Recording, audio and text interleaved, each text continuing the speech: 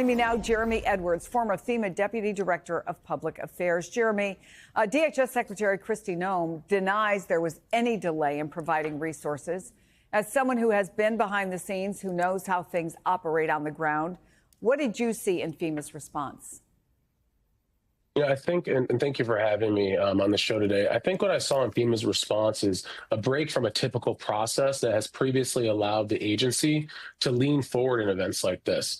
And what I mean by that is when a disaster strikes or leading up to one, FEMA has a lot of autonomy and a wide latitude to be able to pre-position resources, pre-position personnel to make sure that once the state requests assistance, there's no lag time between when that request is made and when they're able to offer that assistance. So based on the reporting I've seen and from conversations I've had with people inside the agency, it seems like that process has kind of put the agency on its back foot and slowed down some of the response efforts that they've been able to undertake. And I hope that this serves as a wake-up call to the administration. So, for example, this reporting that $100,000, something that would cost that much, would have to first be signed off on. That's new. That would never have happened before. There was a plan in place. You responded in a certain way based on the situation. Correct. This sounds like new information. As I said, FEMA previously has had a lot of latitude to be able to respond to these disasters, get position materials, resources, personnel as quickly as possible. And anything like this, kind of amounts to a micromanagement of the agency, which does not make things more efficient, does not make them more capable, does not make them FEMA flexible, as we used to say. FEMA needs to be able to move quickly. The disaster costs can often run up quickly into the millions and billions of dollars. So such a small amount of money that needs to be cleared every single time personally by the DHS secretary, who seemingly has her hands full with a lot of other stuff, would undoubtedly slow down the process that FEMA needs to respond to these disasters.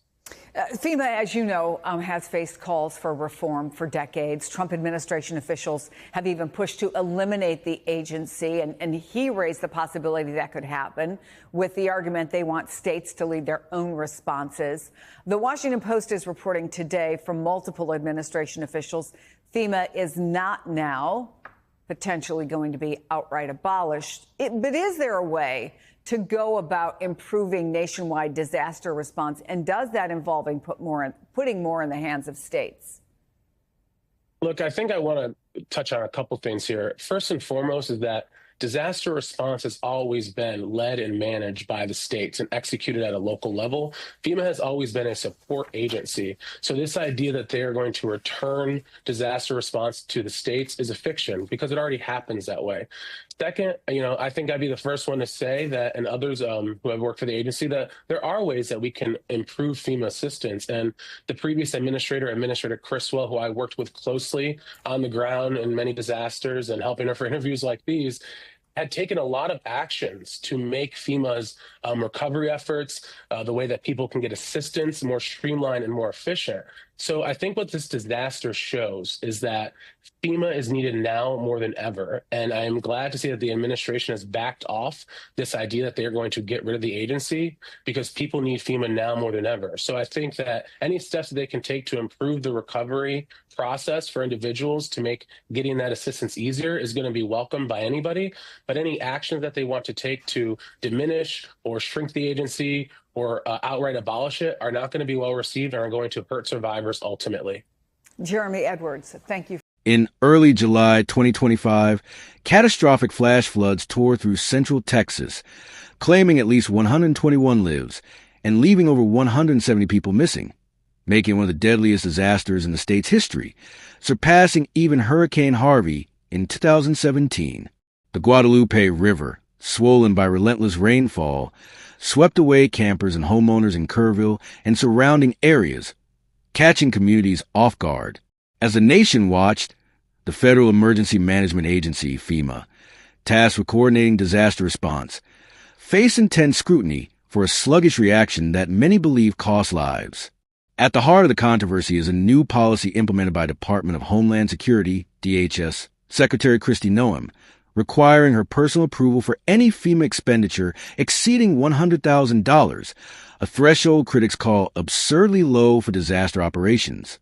Jeremy Edwards, former FEMA Deputy Director of Public Affairs, described the agency's response as a stark departure from its usual proactive approach. Historically, FEMA has enjoyed significant autonomy to preposition resources and personnel ahead of disasters, ensuring swift action once states request aid. However, NOAAM's cost control measure, introduced in June 2025, forced FEMA to wait for her sign-off, delaying critical deployments. Urban search and rescue teams, aerial imagery, and additional call center staff, vital for coordinating rescue efforts and assisting victims, were not authorized until Monday, July 7th, over 72 hours after the flooding began. Edwards called this micromanagement a crippling blow to FEMA's flexibility, noting that disaster costs often escalate into millions or billions, rendering the $100,000 approval requirement a bureaucratic chokehold. The Texas floods exposed deeper tensions within the Trump administration, which has openly discussed phasing out FEMA after the 2025 hurricane season. President Trump and NOAA have argued for shifting disaster response responsibilities to states, a move Edwards dismisses as redundant since states already lead and execute responses, with FEMA providing crucial federal support. The administration's push to streamline FEMA, coupled with NOAA's oversight, has raised alarms among experts. Representative Jared Moskowitz, a former Florida emergency management director, called for an investigation into NOAA's policies, warning that they strip FEMA of its ability to act in real time.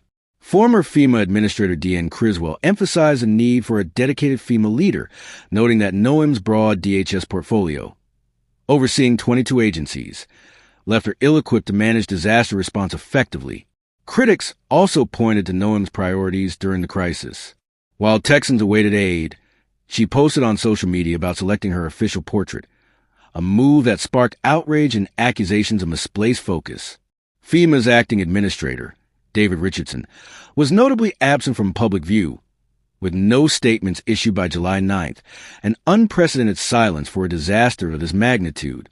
Meanwhile, DHS defended the response, claiming other assets like the U.S. Coast Guard and Border Patrol filled initial gaps, but multiple FEMA officials reported being hamstrung by NOAA's rules. The disaster has reignited debates about FEMA's future. While Trump has backed away from outright abolishing the agency, his administration's vision of a leaner, state-centric model raises concerns about diminished federal support for vulnerable communities. Edwards highlighted reforms under prior administrations that streamlined aid delivery, suggesting that enhancing FEMA's efficiency, not shrinking it, is a path forward. As Texas grapples with the aftermath, disaster recovery centers slowly opening and families mourning loved ones, the floods have become a stark warning. Bureaucratic delays in times of crisis can have deadly consequences. With hurricane season looming, the nation watches closely to see if FEMA can regain its footing or if NOAA's policies will continue to hinder life-saving